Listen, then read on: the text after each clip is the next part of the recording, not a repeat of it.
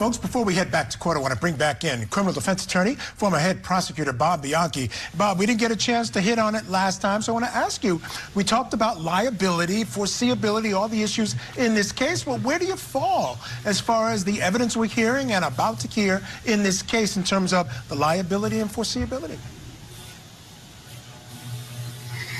Well, I mean, it depends on how the jury's going to accept the facts that this child had been problematic before, that there had been a warning that was given. And certainly, if you were to take the oddity of this out, that is more warning and negligence by not responding to it than you would get in a car accident that just happens and you don't have any opportunity to respond to it. So I think the plaintiffs are going to hammer the fact that it doesn't have to be a conscious thing. In this particular case, it was a conscious act. It was a decision not to act when they were given forewarning. So it seems pretty foreseeable to me that injury could result from their failure to act.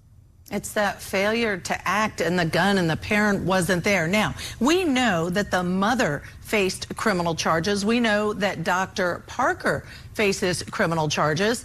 And if she were to testify in this, I think she'd have to, claim the Fifth Amendment right not to incriminate herself because she doesn't want it used against her in the criminal charge. The judge didn't buy that argument and said, civil trial, you're going first, let's go. How does that affect this trial, though? Can she put up a full defense when she may not really be able to testify?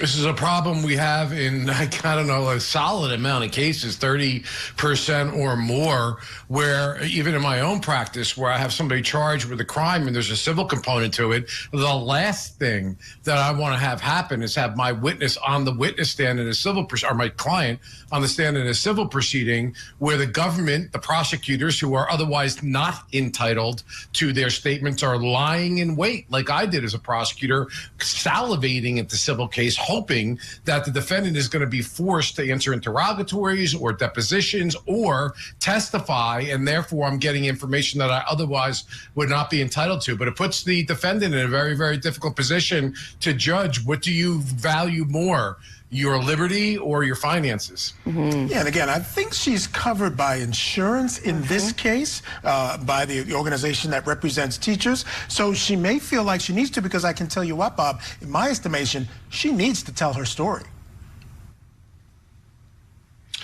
Yeah, I mean, the axiom, you know as well as I do, Michael, the axiom of any criminal defense lawyer is you don't want the person on the stand. And to the extent that insurance covers things or doesn't cover things, I mean, I'd be very uncomfortable if I were her lawyer about that, because sometimes it covers unless there's a determination made that the conduct was purposeful or knowing or was absolutely reckless, in which time they may decide to not cover. In fact, many times when somebody commits a crime, insurance companies say, hey, wait a second, we're here for negligence, but we're not here for purposeful criminal activity here. So she's, I think, on the spot from an insurance perspective as well, even if she claims she has coverage. Yeah. That's something that's going to be battled out by the lawyers down the road. Right, yeah, no doubt. I think if she's found grossly negligent in this case, you can bet there'll be another case where they're trying to absolve themselves of having to pay it. Absolutely. And if she's guilty in the criminal case, that also affects whether or not they'll pay it. All right, we want to get back inside the courtroom for Abby.